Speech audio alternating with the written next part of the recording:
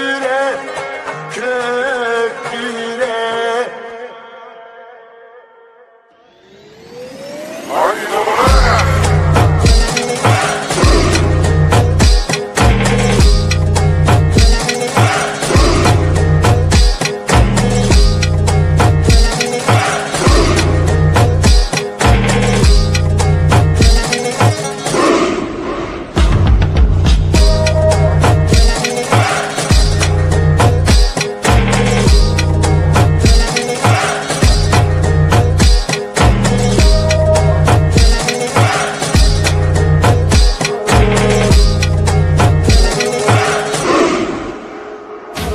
Assalomu alaykum va rahmatullohi va barakatuh. Qarindoshlar, ekraniga xush keldinglar. Bay ko'rganinglardek, shu videoning beshida qina ko'kbera deb naqshi aytildi. Mana Ilshad Ko'kberini topdik, ekranimizda akaldik.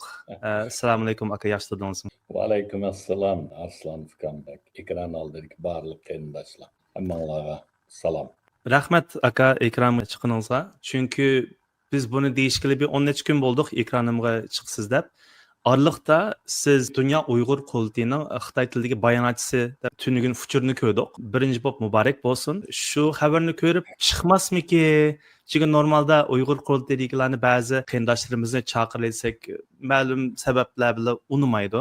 Shuning bilan rahmat sizga. Sana rahmat. Men o'ylashdim. Ha.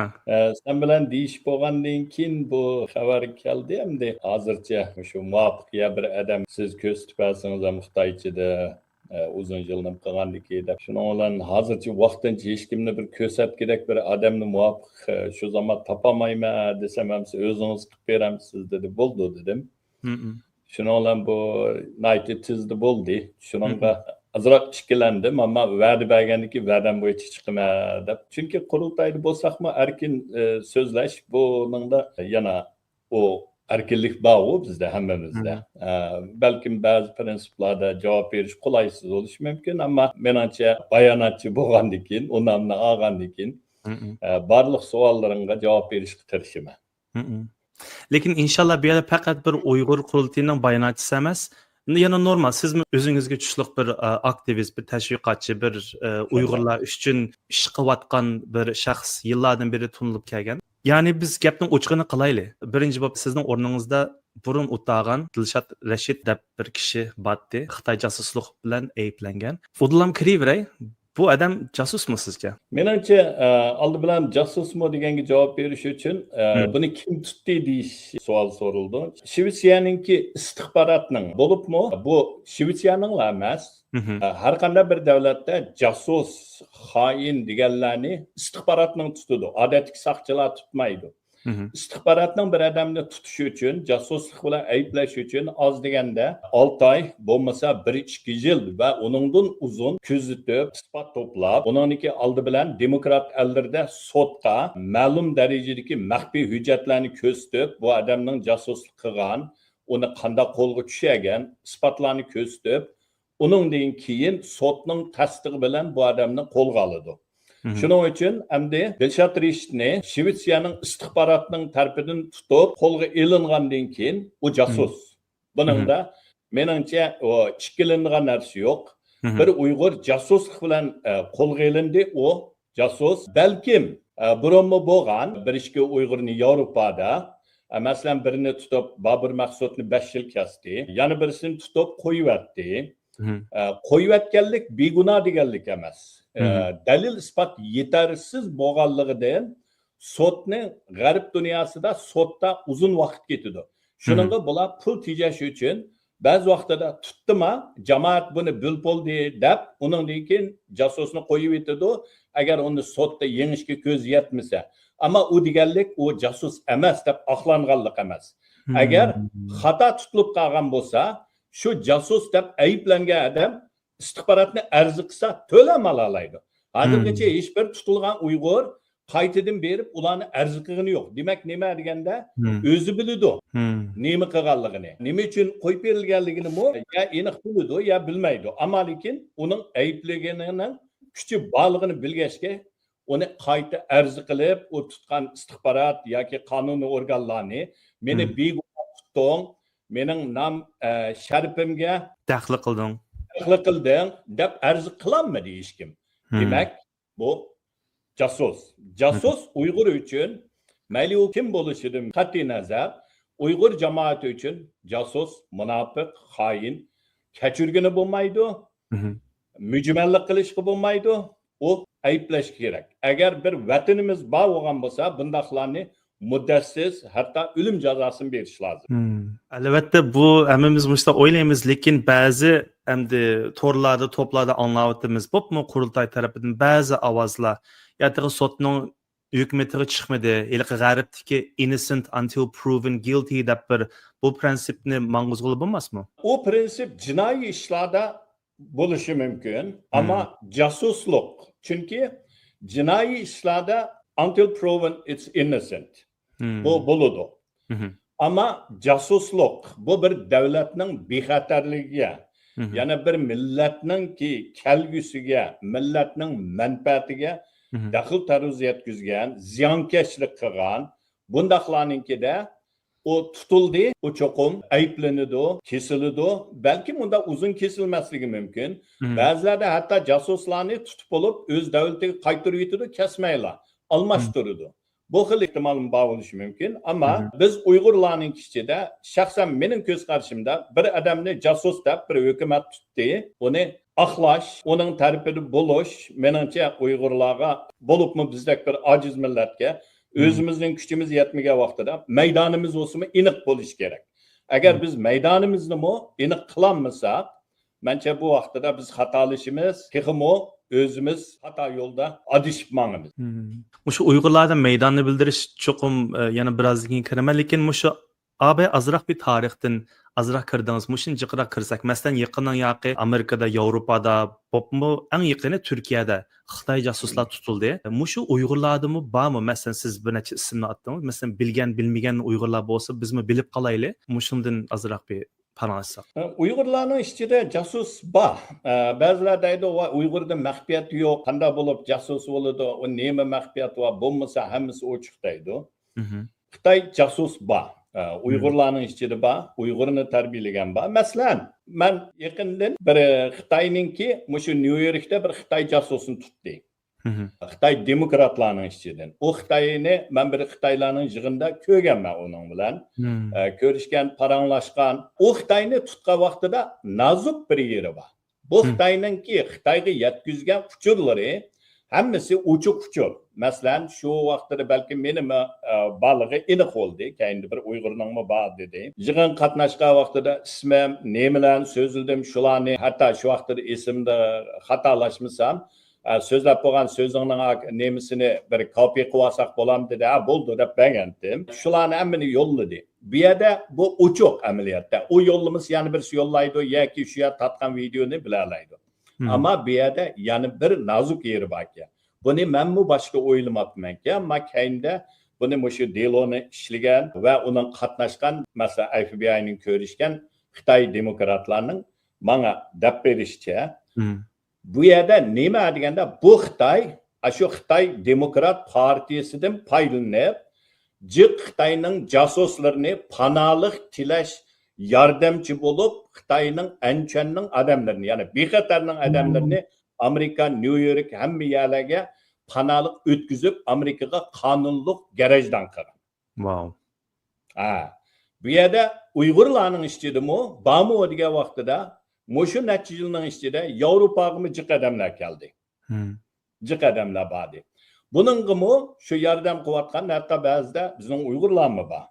Masalan, bu yerda desam, balkim ba'zilar qabuludi. Deshatirishmi xeyli jiq Uyg'urlarni, yoshlarni Turkiyadan, u yerdan Yevropaga bir yo'llar bilan apag'anligini men anglagan. Ham uning ichida shu hammasiga yordam qilish bilan qildimi yoki uning ichiga shu Xitoyning kirgizgan odamlar bor bo'lsa, shularni olib o'rinlashtirdimi? Xudoyim biladi. Shu yerdagi Shvetsiyaninki istixborot bo'lishi mumkin yoki hammani bilib olmasligi mumkin. Bu yerda Babur Maqsudni tutgan vaqtida shuningki delosida, masalan, Erkin Osiyo radiosiningki ishlagan Babur Maqsud to'g'riliq bir programma bor. Eng oxirgi programmasini qayta ko'rish kerak, anglash kerak bir Uyg'ur. Shuningda so'ralgan naytijiq savollar bor. Bu yerda bu Babur Maqsudni kim olib shu yerda tanishtirgan, qanday qilgan, bu yerda bir necha Uyg'urning ismi ochiq yozilmagan, ammo lekin Babur bilan tutishliq yeri bor. Shuning uchun yig'in chaqlab aytgan vaqtida Uyg'urning orasida jasus bor. Az emas. Ammo jasus Xitoyning o'rlashtirgan mening farzimda 3 xilga ayirayman. Birincisi tarbiyalab avatgan. Bular aramızga singib kirkatgan. Balkim shu Dilshod Rishtak, nayti tarbiyalangan, tarbiyani ko'rgan, shuning uchun aramızga kirib bizga o'xshash shuar to'laydi, bizga o'xshash vatanda vaqiraydi, do'st bo'ladi. Shuning bilan hammamiz voy bu yaxshi vatanparvar deb aqlaymiz, bildiramiz. Bu birincisi. Ikkinchisi chet elga chiqib, turmushda qiynalgan vaqtlarda pul topolmaganda, xizmat topolmay Vay çıkmasam bo'pti bu chet elga, chiqmasam u yerda jinim o'tadi, kunim o'tadi degan vaqtida yeniga nayti yiqimliq do'stlari kelib, voy senga nima kerak, pul desang mayda pul bor, xizmat desang mayda xizmat bor deb xizmatga o'rinlashtiradigan. Chunki bu yerda Xitoyning jiq shirkatlari bor. Xitoyning jiq o'rinlari bor, pullari bor. Şunu olan pul bilan yordam qilib, oldida yordam qilib, keynida undan keyin manda ishlarni qilib bersan, voy kichik ishlaydi, onun orqali Uyg'urlarninkini kuchini to'playdi. Uchinchi xildikisi hamda qalanda tufayldiki. Ya vatanga borgan vaqtida ya bir yerda bir yerdan ilib manda bizim dappamisan, manda sening maoshingni pash qilamiz, oyishingni pash qilamiz, dappasan manchilik mukofot beramiz.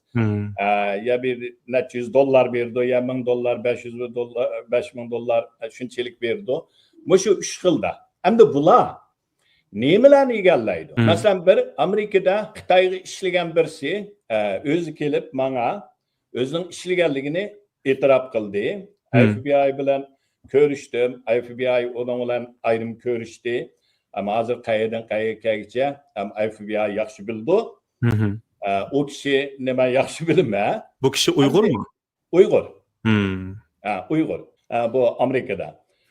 Bu yerda hamda bularninki qiladigan nima degan vaqtida shu vaqtida menga degani meningki mashinamning nomeri, uyimning adresi, telefon nomeri, eng oxirisida bu Uyg'urning qo'rqib ketgan yeri hamda mening yeyotgan doramni hamda nima do'raydi bu odam shuni uqba degandan keyin o'zining deyishicha hamda qo'rqibdi. Bu bir doğrunu almashtirib etib, ya birini bu odam o'lib qolsa men bir umr ham bu Elshad Hasanni ko'kbörni men o'ltirayotgan bo'lma deb shu qo'rqanchiligida undan keyin menga dedi, shuni ola yaxshi hamsi berib FBI ko'rishayli dedik. Ma'qul dedi. FBI'ga telefon qildim, keldi. Oldi bilan men bilan ko'rishib, undan keyin bu yerda nimalarni aniqlaydi desa shu. Mening mashina nomerimni meningcha uningdan burun deb qo'yganlar bo'lishi mumkin. Uyimning adresini bilishi mumkin. Ammo lekin ular har bir odamdan shuni so'rab, bir-birini cross reference qildi. Bu birinchisi. Ikkinchisi Arslan bilan Elshadning munosabati zodi qanchalik, yaxshimi, yomonmi, qanchalik aralashadi? Ikkisi bakarak yaqin bo'lib kelsa, orasiga qanday qilib so'g'oqchilik sag'in oldi. Arslan kim bilan aralashadi? Kim orqali bu Elshadga Arslan sening kayningdan manda dedi, seni o'rk olaymi dedi, anda qilma dedi, gumon qilma dedi yoki mushunda gaplarni qilish orqali bu ikkisining oralig'iga qanday so'g'oqchilik selishni buni tadqiq qiladi Xitoylar. Çoğun hakimiyetler bundan paralel. Çünkü bu uçur uruş. Hazırki nemede sen yaş kompütergi menden usta, sosyal medyada sen menden aktif. Şunu inkaslarda bazı videolarını çıkarsam Arslan sen kim için işlavsan da şu inkasa şu sebepten düşür ekende? Elbette şunda buldu. Şunu da ben mesela sen nayti dikkat kısan. Şundalı bir meyli kurultaydı olsun. Meyli bir namı baş şahsı da azraqlı bir aldığı meniş ilgirlash bo'lgan vaqtida shu zaman bir yerdan bir tutaq chiqirdi. Shuningla bilan Uyg'ur jamiyati social media qarasang ikkiga bo'linib, birisi uni tillasa, bir turkumlari oqlaydi. Hatto ba'zilari oqlaganda ko'ringan bilan amaliyotda o'rk olaydi yana. Samanning ostidan suv mang'izib, masalan, voy Arslanning o qilishi amaliyotda xatomi emasdi, yaxshi ko'ngildi, ammo mandal deb sapdi. Deydi, şunun bilan qarasang oqlayotgandek seni, ammo ayada sening xato qildi deb jazmlashtirish u maqsad. Mushu xildagi usullarda foydalanish uchun Xitoy har bir Uyg'urninki uchurini egallaydi. Xitoyda odam bor, pul bor, uskun bor, texnika bor, hamma nima bor. Shuning ba'zilar deydi, voy, uning hamma odamning kayniga tushishga yetish bo'la olamdi. Yetishalaydi Xitoy. Chet eldagi Uyg'urning jami mushu oldida yurgan, da'vo qilayotgan hammamizni hisoblab kelsa qancha? 10 mingga yetamda? Yetmaydi. 10 mingga yetmagan odamni Xitoy chatoq yo'q qila oladi.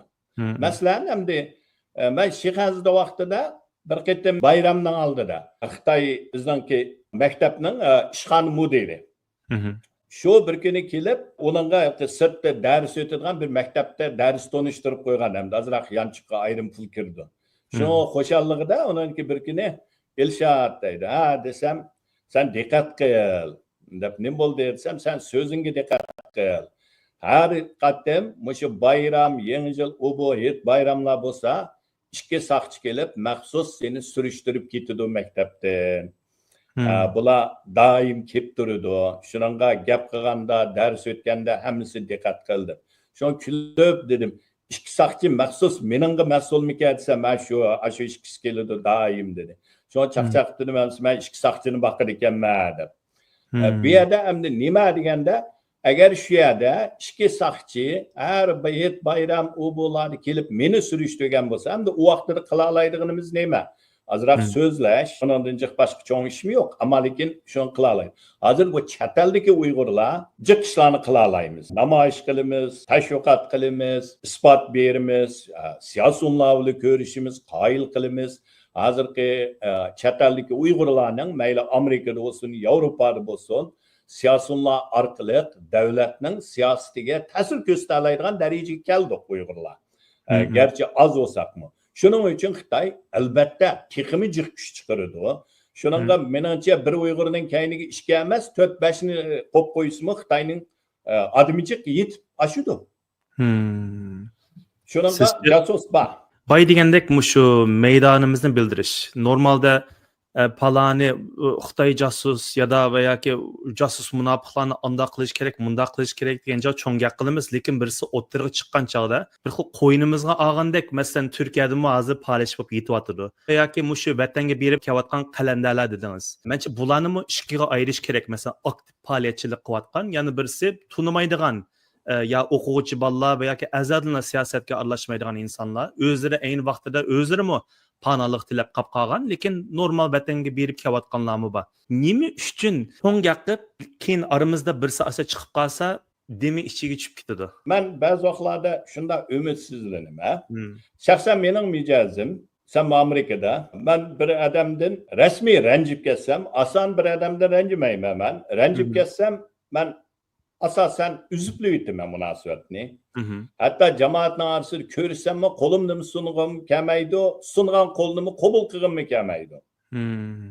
Nime için diye vaxtıda bir adam eğer sana seni dost yaptırıp seni putli alırsa, bu adamga yana keçirim kılış, onunla yana kaytırın qaraş, menimce o prensipsizlik oludu. Endi bu vatanga berib kelayotganlarning 2017dan burun berib kelganlarni bo'pti degandim men.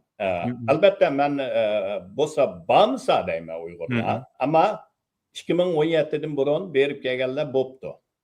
2017dan keyin Amerika 2020si 1-oyning 19-i Mike Pompeo efendim nima dedi deganda Uyg'urlarga Xitoyning bo'lgan siyosiy milliy qirg'inchilik dedi. Milliy qirg'inchilik degan nima degan gap? Bu dunyo qonunidagi eng ig'ir jinoyat. Yana bir millatni yo'qitib yetma dedi. Yiltizingdan quritib yetma dedi. Bu milliy qirg'inchilik deydi. Milliy qirg'inchilik siyosatning ostidagi bir millat Texi tügümedi. Hazırgıça Amerika yoki bir Yevropa davlatlari bu siyosat tugidi, Uyg'urlar azodlik chiqdi degandek bir narsani hech kim demayotdi. Texi yaqindala Uyg'ur majbur emgakning bo'layotganligini New York Times, yana New York vaqtlik gazeti e'lon qildi. Ishga tunugun deyman. Uyg'urlarni yana majburiy Xitoyning o'lkalarida ishlatayotganini.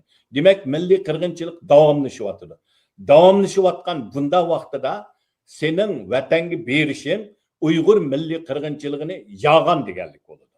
sen şu milliy qilg'inchilikni inkor qilgan bo'lasan. Yana Xitoyninkini rost qilyapsan. Xitoy millatingni yo'q dema desa, sen shuningga moslashyapsan. Shuning uchun bularni kechirishga bo'lmaydi. Albatta biz ko'ryapmiz, reallikda dasturxonni sepla akasa qabul qilyapti ba'zilar. Nafsining shunday yomonmi? Yoki shu dasturxondan arilanmamdi? Bir taqsi lag'man shunchalik mekri issiqmiki, yoki shu yerni ko'tarib kelgan ikki tal Xitoy ishlagan mollari shunchalik mekri uzanmaydiganmikan? Men uni tushunolmadim, ammo bularda demak g'urur yo'q. O'zini o'zi dafsanda qila oladi. Xitoy elchixonasining oldiga borgan vaqtida men bir Uyg'urga degandim. Necha yilning oldida, 10 yillar bo'lib qoldi. Hozir u siyosiy analizchi bo'lib ketibdi. O'zi Xitoyga berib qaytib kelib, men Sharq Turkistondayman, u bu degan vaqtida men ashada ballamı bor. Anglaganlar biladi mush Washingtonda. Sen Xitoy elchixonasiga borgan vaqtning bir oyning oldin borgan vaqtda nega borma deb bording desam Sharq Turkiston deydi. Ey, chatlaringga engishib qarab turib, xapolma deb degansa dedim. U yerninki ismini Xitoy elchixonasi Sharq Turkiston delanmaydi. Engishib turib Xitoyga o'zlaridan kelsin, kechirim so'rab turib, imzolarni qo'yib, uningdan keyin oladi vizani. Uningdan keyin oladi. Xitoy oldi bilan seni do'ng'aytib, engishib, beshingni yerga qo'yg'izib, sajda qilg'izib, uningdan keyin senga viza berdi. Shuning uchun sen shu yerga kirgandan tortib Xitoyning hayvisiga, Xitoyning zulmiga ma'qul deding, g'ururingni dafsanda qilding, millatingni dafsanda qilding. Bunday odamlar qanday kechirgan oldu? Uning ota-onasi borki, boshqalarning yo'qmi? Ayoling Nurimonning ota-onasi yo'qmi? Bizning yo'qmi? Bizning ko'ygimiz kamamda o ota-onalarni, bizmi shularninkiga o'xshash bola, bizning qalbimiz shu ota-ona bor. Shu tuproqni bizning so'ygimiz keladi. Agar shu vatan ozod bo'lib qolsa, o'milisammi berib shu tuproqni bir so'yib olsam deyman. Ammo lekin qaytgan vaqtida bir odam mayli qaytsin, mayli chet elda sarson bo'lib, mashar o'lib ketayli, g'urur bilan yashagan odam o baxtlik yashay oladi. Garchi biz azobda yashasaqmi, o'zimning hayotiga rozi bo'lib yashay olamiz. Chunki biz dushmanga Xitoydek bir vahshiy bir hokimiyatga bosh egmay, g'ururimiz bilan yashaganligimiz uchun faxrlanib, baxtlik his qilib turib ketaman. Shuning uchun shu nuqtadan men Uyg'urlarning bu berib kelganlarni bo'libmi shu qirg'inchilikdan keyin mayli nima desin, u o'zini aqlash faqatla. Ammo lekin reallik, haqiqat, sen Xitoyga bosh egding, Uyg'urning milliy qirg'inchilik degan bu fojiani inkor qilding, Xitoy taraf tutding, tugdi. Bu odamni Uyg'ur jamiyati aslida bundalarni daftardan o'chirib o'tish kerak. Bu mening prinsipim. Hozir sal bir nozuk temaga kiramiz. Men so'rayman, agar javob bergingiz bo'lmasa, it's okay, atlab o'tib ketaman. Baydavatgan masalan, mishada o'tirib qo'ygan masala, mush yaqinning yoqi faoliyatchi, garchi keyin yo faoliyatchi emasdi, yo UAEning adami emasdi degan bilan mush ixtibor Yasin yaqinning yoqi berib qaytib keldi. Hatto yo'ldoshi Anvar Qodir Erkin Osiyo radiosida ishlaydi, taktik xodimi bo'lib, hamda agar taqvatmaganlar bo'lsa, berib keldi. Herhalde bu gaplar aşının uçuşudu abay degan gaplar qaytilishning hojati yo'q. Lekin ba'zilar menga shu savolni o'tirib qo'ydi. Men sizga qo'yaman. Mushu sizning UAE prezident vaqtingizda bir board memberimiz ismi Qalbinur deyman. Umi mushu toza mushu lagerlar haqida xabarlar chiqayotgan chog'da hatto Mike Pompeo mushu irqiy qirg'inchilik deyishdan burunqi bag'am bo'lishi mumkin.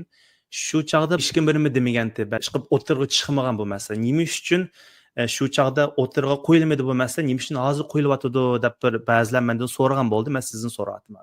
Qalbinurni berib kelganini men uqmadim. Rost gapni desam. Balkim uningdan Qalbinur uningdagi bordidimi, elqi hamdamda bor, hisobda yo'q deymiz. Uyg'urchada hamdamda bor, hisobda yo'q. Hamdamda bor, hisobda yo'q deganimiz o saylanga kirib saylangan emas. Bordning ichiga. Bordning odamlarini men o'zim shu vaqtida tanlab, mushu odamlar men bilan ishlaydi deb qabul qildim. Shular bor. Qalbinur endi ismdan azroq ko'tarib qoldi, vaqti o'tib ketdi. Kaynida men yordam qilma dedi. Bo'ldi dedik. Shuning bilan bordninki men hamdamda va hisob yo'q deganim shu. Balki rasmiy emas, yig'inlarimizga kipaqqinning tayini yo'q. Yordam qildi. Ama qachon berib keldi? Men uqmadim uni, rost gapni desam. Kaynida berib keldi deganni angladim. Anglab undan keyin ko'sak hamda salom berma, bo'lmasa mening boshqa ortiq gapim yo'q. Bu agar javob bersam shu. Mening beradigan javobim. Agar shu vaqtda aniq bo'lgan bo'lsa, men tuqqan bo'lsam, cho'qim buni detdim. Chiqib keting deb. Chunki o'ninga meningcha shaxsan yo'l qo'yishga bo'lmaydi deb qarayman. O chog'da yana bir qo'shimcha nozik savol. Balki diqqat qildingiz, shu oldimizdagi shu kunlarda, shu UAEda qayta saylam bo'ldi. Saylam shartlarini bir 20-30 kun oldin qo'ygan chog'da ba'zi moddalarni ko'rib qoldik. Shu vatanga berib kelganlar, mayli shaxsiy ishlari bo'lsin, atan yo'qlaganlar bo'lsin, shu prezident bo'lib saylam qatnashqili bo'ldi deb modda bor ekan. Endi bu modda keyin surishtirsak, shu UAE qurilgandan bu shu modda bor ekan to'q. Amaliyotda endi mening so'raydigan savolim, nima uchun masalan siz bor chog'da shu moddalar ilinmadi? Chunki bu savollar hozirmi so'ralyapti. Nima uchun shu Alpida xonim bor chog'da ilinmayotmaydi yo bu saylamdan oldin? Chunki bu bir qattiq bir nizomnomaning ichiga kirgizayotgan 50 kishining nimasi bo'lmasa bir chiqag'il bo'lmaydigan bir nima ekanda? Nima uchun bu nozik tema nima uchun o'tirib qo'yilmadi masalan siz prezident bor chog'da? Men UAE'ninki baylosida unda bir qoidaning borlig'ini men ko'rmagandim. Endi men prezidentlik qilgan vaqtimda bir quruq qaradim. Ammo unda borlig'ini men bilmayman. Ya men tafsili qaramadimmi? Ammo men esimda bor. Ammo lekin UAE'ninki prezidenti bo'lgan odam vatanga berib kasb bo'ladi deganga men qat'iy, men prezident bo'lgan vaqtimda masalan, men bunda bir narsani qo'ygan. Men shuningga bordini o'zim tanlab kirgandim. Birinchi qitimliq bord yig'inda mening qo'ygan talabim har qanday UAE'ning yig'ini bayroq bilan bog'ladi. Bayroqni asmamdiq degan muzakkir bo'lmaydi degandim. Chunki uning oldida andimunda ishda bo'lgan. Meningga masalan bu qurboniyat, roziyat, buningga asmasaqim bo'lsa, jiqaraq odam keldi deganda, men bu muzakkir bo'lmaydi. UAE'ninki har qanday faoliyati, siyosat shuning uchun cho'qim bayroq bo'ldi. Bu birinchi shart. Ikkinchisi, davlat she'r har qanday shaxsdan ulug', muqaddas. Shuning uchun UAE'ning faoliyati davlat she'ri bilan boshlandi. Davlat she'ridan keyin, undan keyin dahiy bo'lamdi, ulug' bo'lamdi, so'z qisi bo'ladi.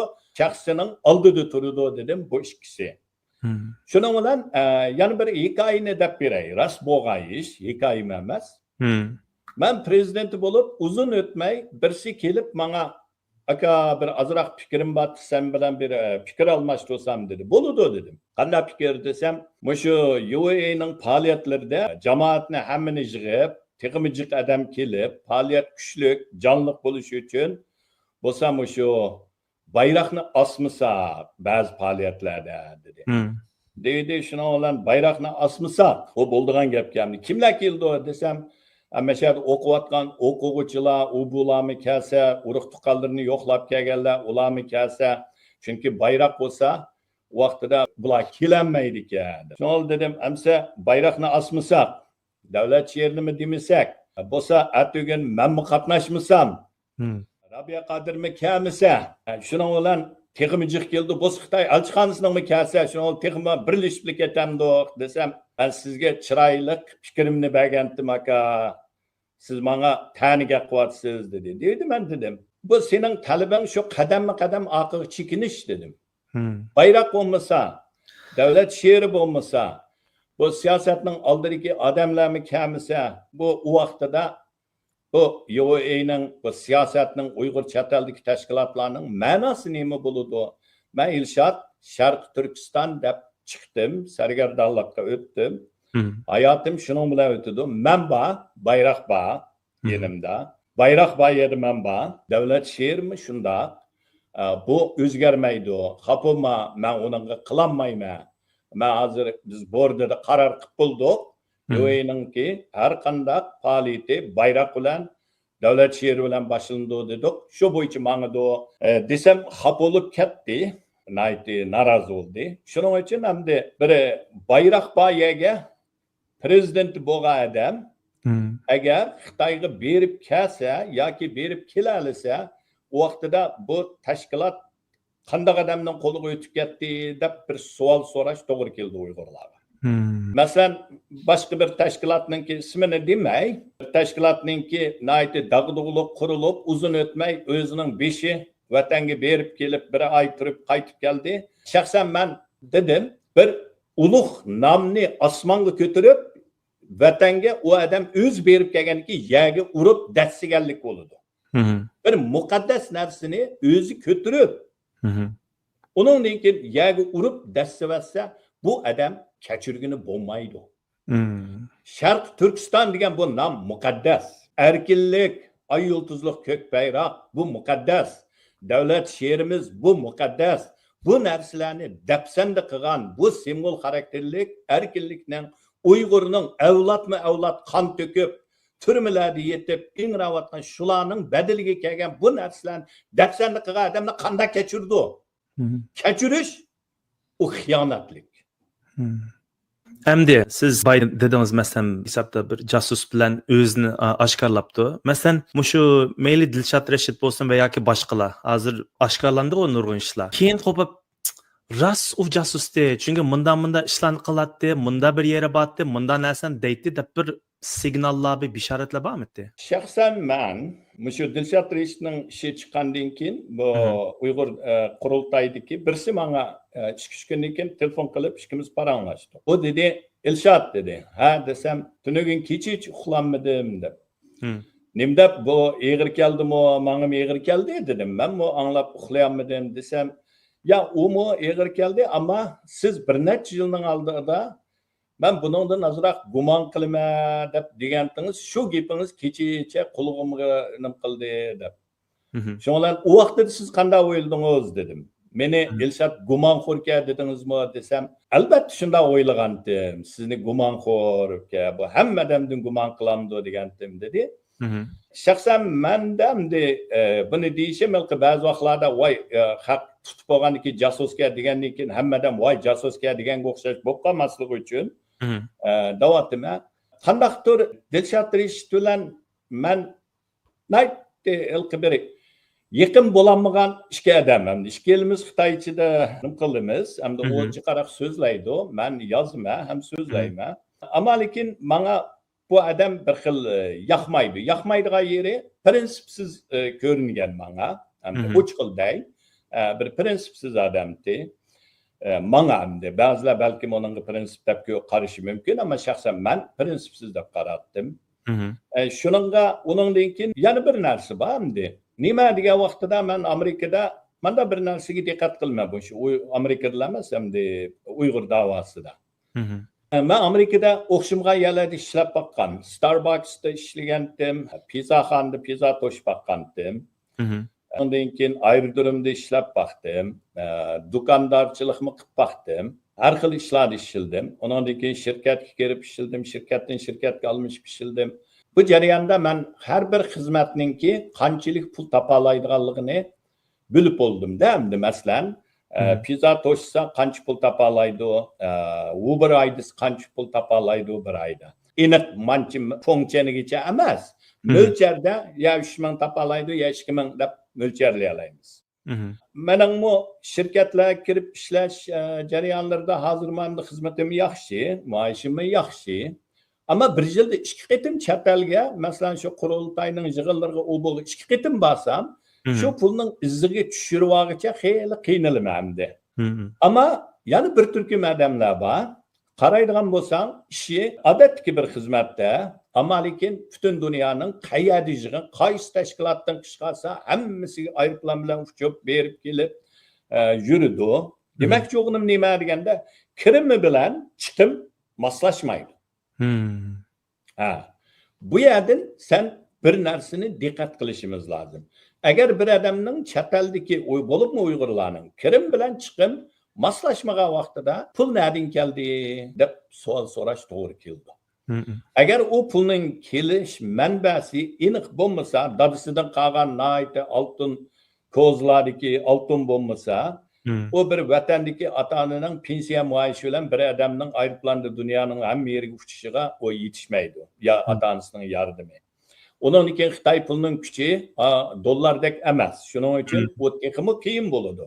Vatandan ota-onam badi yoki u bu deydiganda. Shuning bu yerda shunda bir masala bor. Shuningdan qarasin bo'ldi. Masalan, shuningga hamda men davirayli, shu Dilshod Reshitninkida gaplarni angladim shu vaqtlarda. Buningki sayohat qildigan, hattoki vacationlarni qildigan Sharqiy Yevropalarda anglab buningkin dedim. Şunu olan hem de azraq gumon paydo bo'lgan menda. Amerika menda hech qanday isbot yo'q. Amerika inglizlarning bir gapi bor ekan. Nayt yaxshi ko'rdim. Quacks like a duck, walks like a duck. It is a duck. Ödektek sayrisa, vaqirsa yoki ödektek mangsa, u ödek. Shuning uchun biz shuni qaraymiz hamda. Bo'libmi da'vo ustidagi odamlarni mening deydig'inim yeningdagi odamlarga diqqat qilishimiz lozim. Bu odamlar kimlar? Nimalarni qilyotdi? Nima ish qiladi? Puli nerdan keladi? Kirimi qandaqaraq? Bo'libmi shu da'voning oldidagilar. Unda odam tuyuqsiz yaqinlashsa, yana birisi ba'zi odamlar bor. Masalan, men bir ishga odam, bir necha odamni qattiq silkiyotgan ayollarim bor. Odam bor yerda. Adam bayada bir adamni silkib etish yaxshi ish emas. Men bilaman uni. Qo'pollik bo'ladi. Ammo men bir nechasini silkib etdim. Silkib etgandan keyin yana mening oldimga kelib, nayt kulki bilan hechtim bo'lmaganda ko'rishgandan keyin menda bir gumon paydo bo'ladi ba'zida. Nima uchun bu odam xafa bo'lmaydi? Nima uchun menga ta'tir qarab ketmaydi? Yana mening oldimga kelib qo'shamat qiladi. Deyme onundan keyin bu bir maqsad var ki ya vazife bilan kelgan ya bir maqsadi bor. Shu maqsadga yetmaguncha mendan xafa bo'lmaydi. Maqsadga yetib bo'lgandan keyin balkim xafa bo'ladi. Men sal goosebumps demdik. Men buni nechiqdim men o'zim yashab baqqan. Men mashta beqib yana qarsam yo'q edi bu kishi. Hozir chiqib gumonim beksat qo'zg'aldi. Aja shu. Masalan shu Dilshod Reshitnimi men bir ommaviy so'rinda silkib etdim. Silkib etsam 2 kundan keyin kulib turib oldimga kelib, "O" dedi, "Eshitdim bo'lmagandek." Shuni bilan shu vaqtda nima hayron qoldim bu odamda. Endi shaxsan meni unda biroz silkib etsa men mangu qarmayman. Demak, bu yerda ba'zi vaqtlarda shunday narsalardan bo'libmi shu da'voning oldida turgan odamlar shuningda diqqat qilish kerak. Endi bir odam masalan men ba'zilar vaqirishib qolamiz, takallishib qolamiz, xapoga vaqtida hatto biz qurultayning ba'zi yig'ildirda xeyli vaqirishimiz, ammo lekin yana bir-birimizga tushuntirish berish, "Ma gaping eg'ir keldi menga." Masalan men bir Uyg'ur bola bilan u hamda qurultayning aktiv qo'llovchisi bir masala to'g'riliq azroq talishib qoldik. Shundan oxirsida men achchig'im kelib dedim onunga. Bu Uyg'urlar Xitoy vatanda vaqtimda Xitoy Uyg'ur Xitoydan arilanmaydi, Xitoy Uyg'urdan arilanmaydi, Lianga Libikay deydigan bir siyosat bo'pti. Shuni desa men yog'an, hech kim ishonmaydi bu siyosatga debdikanman, ammo chet elga kelib bu Uyg'urlarning hamda u bola shu Xitoyning uchurini ko'rdi ekanda, shu Xitoy maddalarining, men madda deyman. Ma'lum qilib Falun Gongchilarning u bu inglizcha xabar ko'rmaydi-ku. Faqat Xitoycha xabar ko'rdi-ku, shu xabarni kelib menga anda optu manda optu degandan keyin men undaqa emas desam shuni bilan talashganda oxirida dedim bu Xitoydan arilanmaydi degan gapga ishonmabdi ekanman, ammo xato ekan. Xitoydan Uyg'urlar haqiqatan arilanmaydi ekan, senga o'xshashlar dedim. Sen chet elga chiqibmi bu inglizcha xabar ko'rmay ya Uyg'urcha ko'rmay yana Xitoyning xabarini ko'rgansan atgandan kechgacha desam shu yerda o'ngdi. Sen meni Xitoydan arilanmaydi deding deb men bilan bir yil gaplashmadi. Ondan bir yildan keyin bir yerda uchrab qolib, "Ey mayoq kelgina, nima bo'lding desam, gaping eg'ir keldi menga, ko'tarammidim" dedi. Shunaqamda eg'ir kelgan bo'lsa kechirvat, ammo gapim ochiqroq senga dedim. Bu normal men uchun. Bir odam xapoga vaqtida xafaligini bildira oladigan manda bo'lsa, bu normal. Agar shunda bir gaplardan yana ertasiga hechtim bo'lmagandek san kelib qo'shamat qilsa, something wrong. Azroq bir yer chatoq. Dastlabda ekranga chiqishingizning sababi biz gaplashgan chog'da siz mushu xabarni hammakli qo'ygandingiz.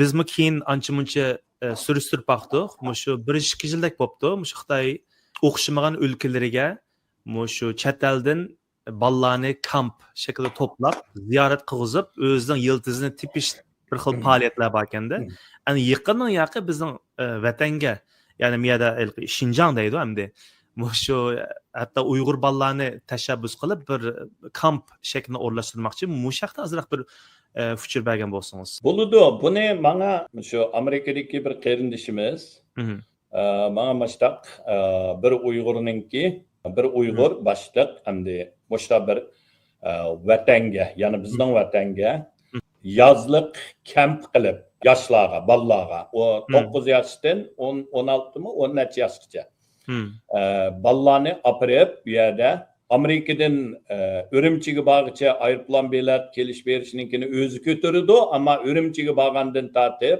Xitoyninki Chauban deydi. Chauban degani muhojirlar ishxonasi. Yana muhojirlar ishxonasi degani Xitoyninki tashqi ishlar, ya'ni Weibanninki bir qismi. U bo'lsa birlik sapning ostida, yana Tongjanbuning ostida. Bu birlik sap degan Amerika hozir iniq davatgan jasus organ. Bularninki tashkillashida Amerikadan opirdiganga. Shuning bilan buni tafsil o'qish uchun tirishdim. Bunda bir Uyg'urning borlig'ini uqdik. Balkim sen o'zingninki bilginicha tirishsanligini ko'rsatding. Hattoki mening o'qishimcha hozir buning ichida balkim Uyg'urning bolalarining borlig'i 80% dan 90%. Ba degandek ba dedi endi. Bular mush yaqinda mangmoqchi. Yana qayerdan deganda Washington, Maryland mush atrofdagi Uyg'urlar. Uyg'urlardan qolganlari Xitoyga.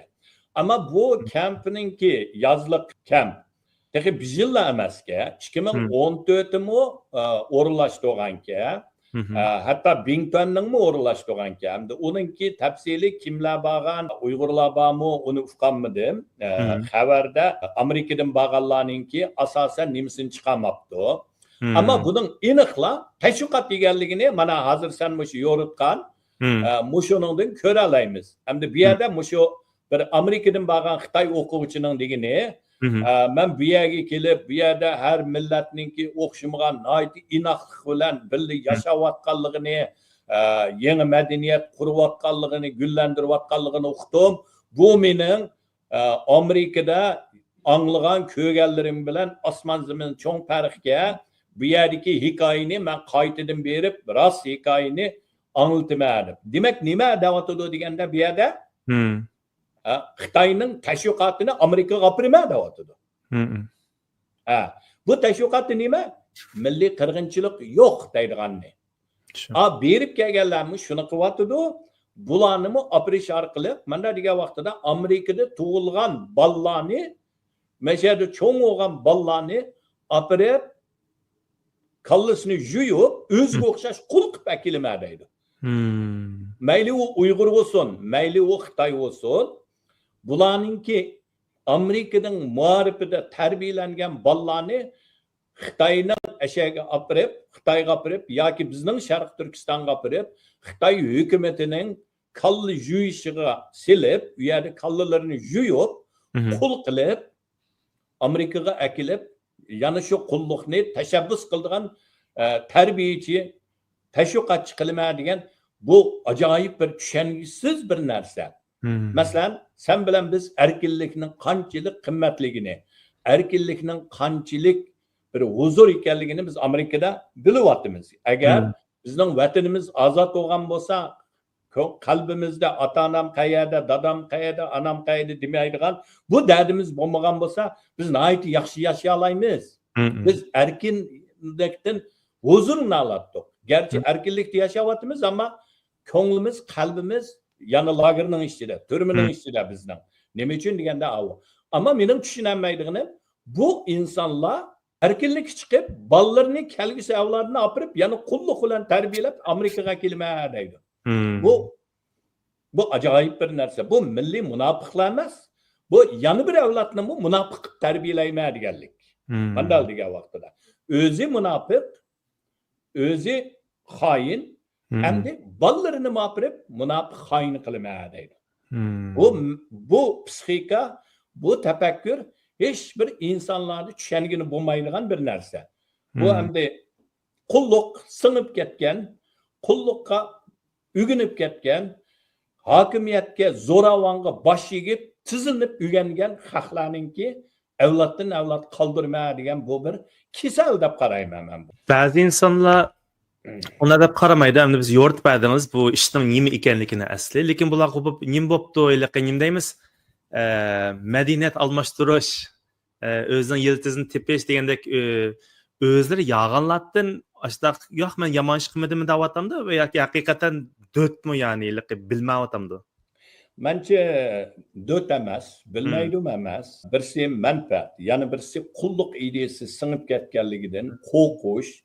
Şu jügen, boynuğu sep koygan Xitay jügenni Amerika'ya kelip mi, yani ivitenmegenliginden, şu jügennin de tatılga vaxtida sıkılıp, şu tatkan hocayınıga başvurup, şu onunki bir psixik kesellikning devam edeyme.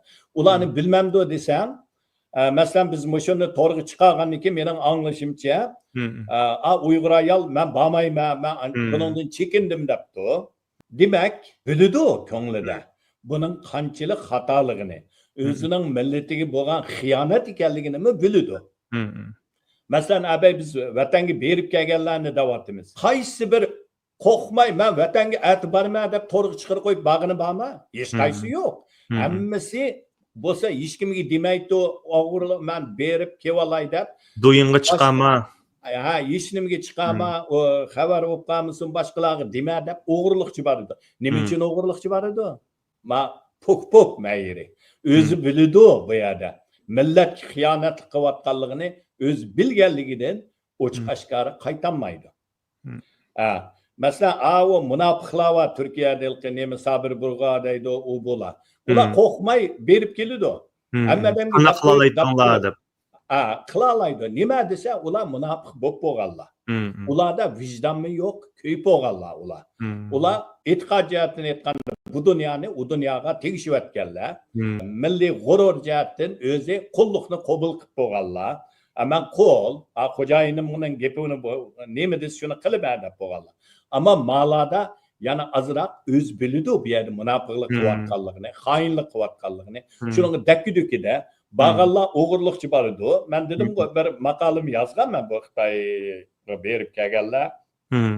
Bağallarni kelganlar deb. Kelganlarmi o'g'irlikchi kelib, o'zining urug' tuqqanlari bilan ko'rishib, undan keyin sen bilan bizdagilarni va undaqlarni jiroq turinglar deb qo'yib, xuddi bizni ko'rsa, vijoni ko'rganda qochidi. Nima uchun deganda qo'rqidi. U qo'rqish qulluqdan kelgan, xiyonatlikdan kelgan. Bağallarmı o'xshash. Ochiq oshkora boramaydi. Undan keyin pashuk qolgan vaqtida voy anda bo'lgandim, manda bo'lgandim, men degan ani qilmoqchidim, mani qilmoqchidim. Men ko'rib ahvol egallab kelmoqchidim.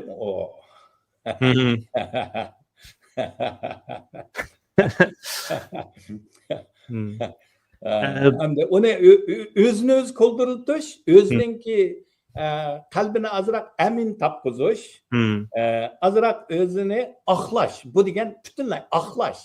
Yenidikilarmi shuni aqlash uchun tirishyapti, ammo aqlagan siri aqamas qarnayapti. Chunki bu yerda aqlay oladigan narsa emas bu. Xiyonatchilik. Xiyonatni aqlay olmaysan. Ba'zi qarindoshlarimiz mushu tamam palani shpion deb his qiliqliq, gumon qiliqliq, balki sifati ba'di yo'qdir. Birinchi qildigan ish nima aka? Shpion deb agar bu yerda hamda men bilan fikrda o'xshamaslar shpion emas. Masalan bizda bu mu bor? To'g'ri, ashtak kesalmi bor? Sen men chiqdim, sizmi shpion deb cho'qim tillandim, menmi shu? O mening fikrimda mangmaydi, meningkiga qo'shilmaydi. Shuning uchun bu shpion deyish. Masalan, xeyli jiqlar bor, hammalarni shpion deydi. Men ularni Xitoyning adamimi demayman. Masalan, bir necha bor to'g'rida doim so'zlaydigan shpion deydi. Ular men shunchalik qilsam, bu Uyg'urda yana bir psixik buzuqlik bor. Men New Yorkdagi jiq yozdi bu to'g'riliq. Bizde nima deymiz degan vaqtida bu Uyg'ur davosini qilish bir odamning qini bilan kirib, jini bilan chiqargan narsa bu. Vatanparvarlik o qon bilan kirib, jon bilan chiqadi. O yerim yo'lda qo'shilib qoldigan, masalan, birisi menga birisini o't yurak deganti, o qancha yoshga kiribdi desam, 20 nachi 30 ga yaqin bo'lib qolibdi deydi. Qancha yil oldu davoga kirgani desam 2 yil oldu der. Uning oldida yuragini, o't yuragini to'nglatqudi, qo'yib qo'yib saqlab turibdimi-ki dedim. Nima deganda, o't yurak degan o Lutfulloh Mutallibdek shu har bir bizning vatanparvarlari kichigidan bo'ladi. Vatanparvarlik degan. Bu qon bilan bo'ladi. O yilqi yerim yo'lda qilganlar ba'zilari havas bilan, ba'zilari nam shuhrat bilan, ba'zilari hatto pulni qo'g'labmi qiladiganlar bor. Ammo Uyg'ur davosida pul bakchiq emas-ki, o'nim qilg'idak. Ammo nam shuhrat bor, shu nam shuhrat bilan qildi. Shuni qilib bir kelgan vaqtida bular nima deydi desam, men shunchalik badal to'lsam, qurbon qilsam, men e'tirof qilmadi bular. Shu e'tirof qilmaganning hammasi jasos. Hammasi Xitoyning adami. Bunisi meni e'tirof qilish kerak ku. Men shunchalik qilyapsam deydi. Bu yerda Uyg'ur davosi qilgan odam e'tirof qilg'izish uchun emas. O'zingning vijdoniy, imoning majburiyating uchun. İmandımı ba, vicdandımı ba, insaniyetligingdimi ba. Bu mecburiyet uchun. Şahsen men o'zim meni mayli tashkilotga rais qilamdi, qilmamdi, qilaverma. Chunki bu men tanlagan yo'l bu. Meni e'tirof qilamdi, qilmamdi, umi baribir men uchun. Chunki men o'zim rozi qila olishim kerak. Men hayotimda vicdanımga, imanımga xilof qilmadim, xiyonat qilmadim. Men vatanim uchun, millatim uchun o'z bir kishilik hassamni qila oldim. Buni e'tirof qilsa baribir men o'zimni rozi qilsam bo'ldi.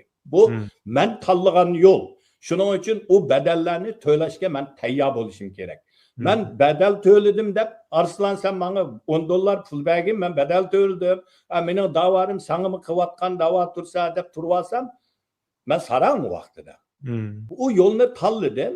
Albatta men tanlagan yo'limga tushib, masalan, sen menga hurmat qilasan, jiq Uyg'urlar, qarindoshlar bor, menga hurmat qiladi. U hurmat menga shu qilganligim uchun kelgini.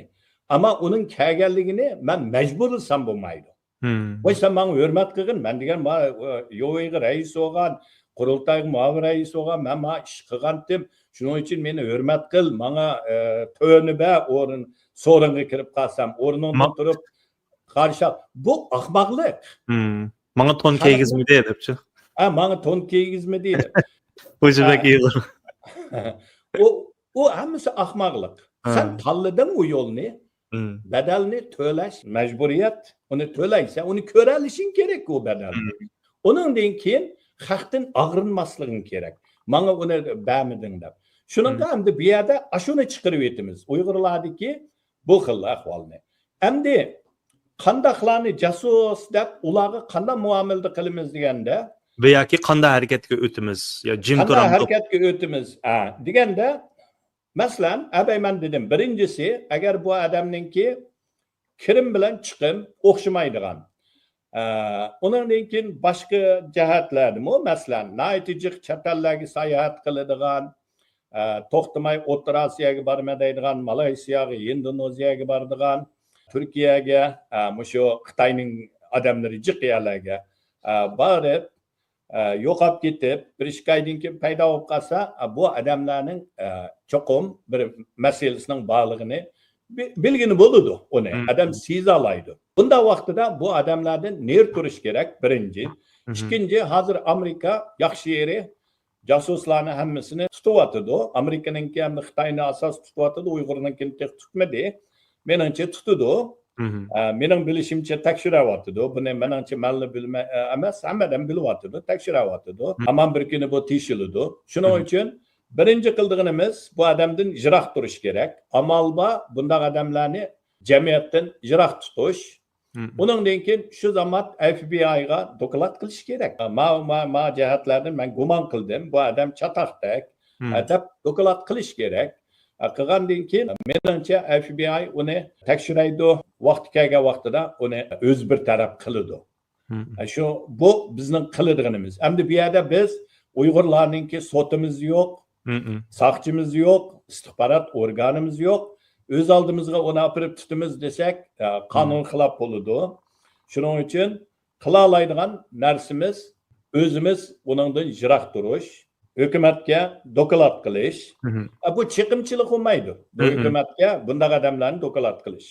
Hatta siz bir American citizen bo'lgan va har qanday bir garajdan bo'lgan sizning vazifangiz, shunami? Vazifa shunday. Chunki ularning jasuslik qilishi, xoinlik qilishi o Uyg'ur jamiyatiga emas, Amerikaning davlat bexatarligimi, Xitoyning kuchini akiryotdi. Shuning uchun bu Amerikaning davlat bexatarligimi sen yashayotgan shu davlatningki bexatarligiga daxltaruz ziyonkashlik qilyotdi. Shuning uchun buni tutish kerak. Bu yerda yana bir masalani desam, masalan biz garajdan bo'lgan vaqtida menmo shu o'xshash qo'limizni ko'tarib Amerikaga sadoqat bo'lma deb qasam beramiz. Qasam gapimizda turishimiz kerak. Biz Xitoyda jiq vaqtlarda Xitoy shaklvozlik qilib bir to'qay qasam bergizdi, shuning hammasi yolg'on. Yolg'ondan beramiz, yolg'ondan qilamiz, ba'zida ko'nib ketib, hamma narsani o'yinda ko'rdigan bu bo'lmaydi. Amerikaga keldik, rostchil bo'lishimiz kerak. Bu yerda Amerikaga qasam berdik, sadoqat bo'lma deb. Bu bizning vatanimiz hozirgi. Bu vatan uchun sadoqatlik bo'lish, har qanday buningga ziyonkashlik qildimi deganlarni to'sash, tosh qilish bu majburiyatimiz. Garajdonlik majburiyatimiz. Bir demokratiya alladiki majburiyatimiz. Aka vaqtmi birek berib qoldi.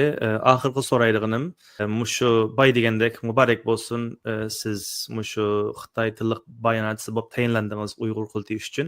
Endi buni bilmaydigan, masalan, men shaxsiy bilmayman. Siz bunikin qanday ishlar bilan shug'ullanasiz mushu rolingizda? Jiqadam Xitoy tili desa, Xitoylarga anglitadi deb o'ylaydi.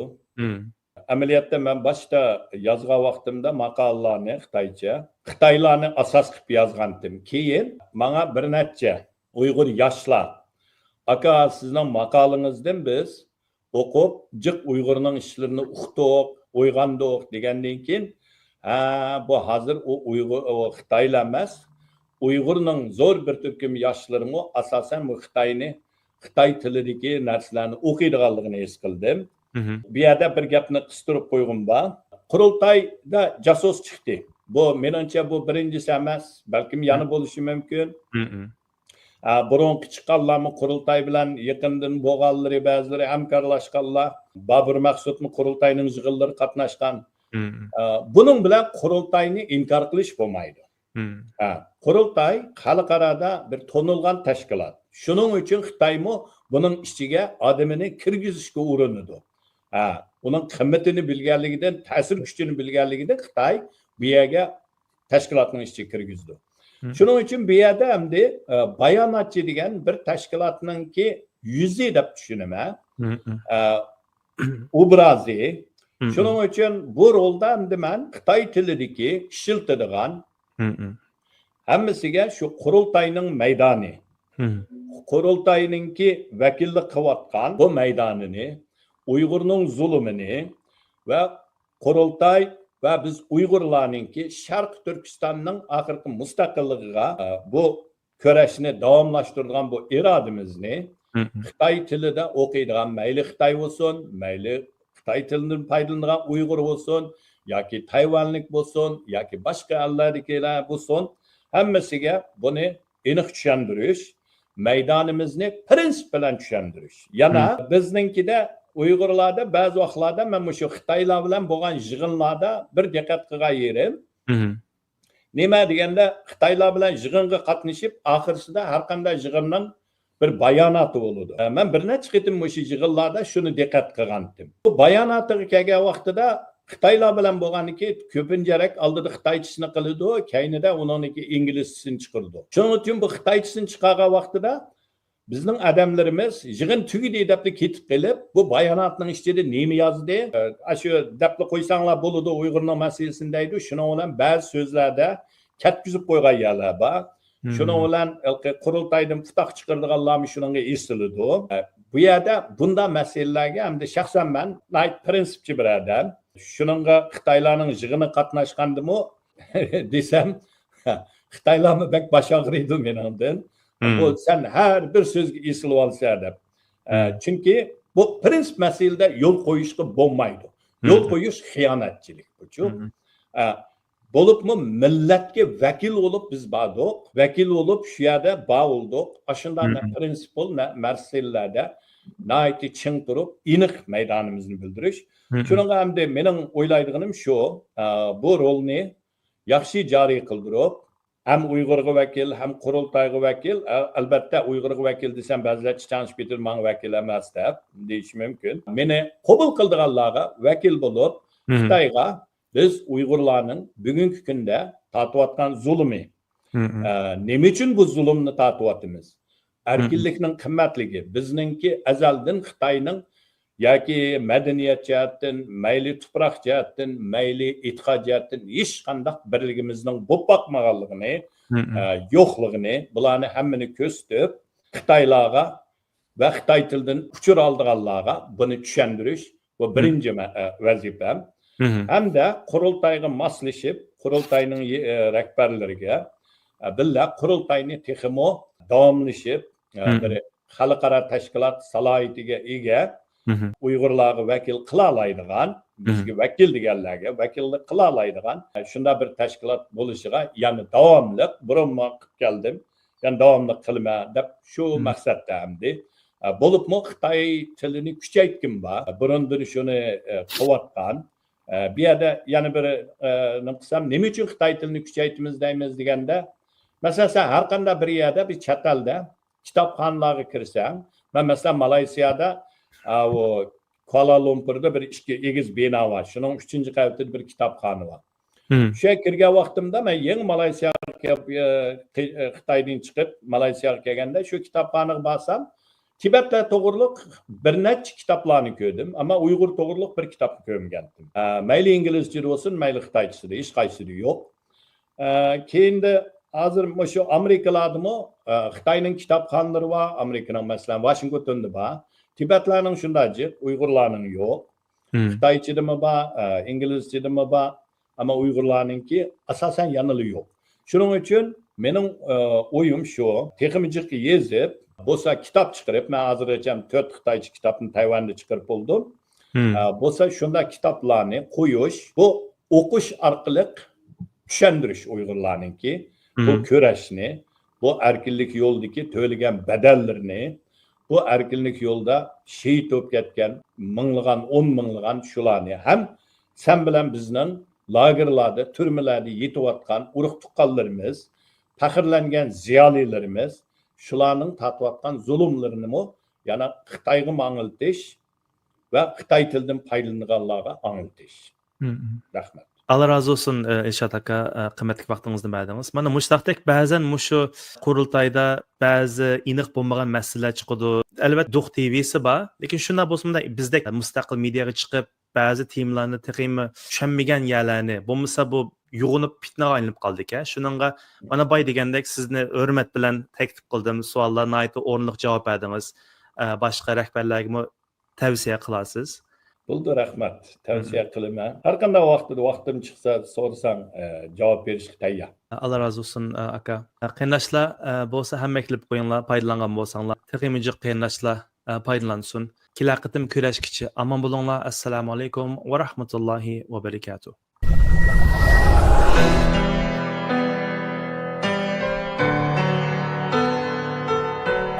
Asco Radio.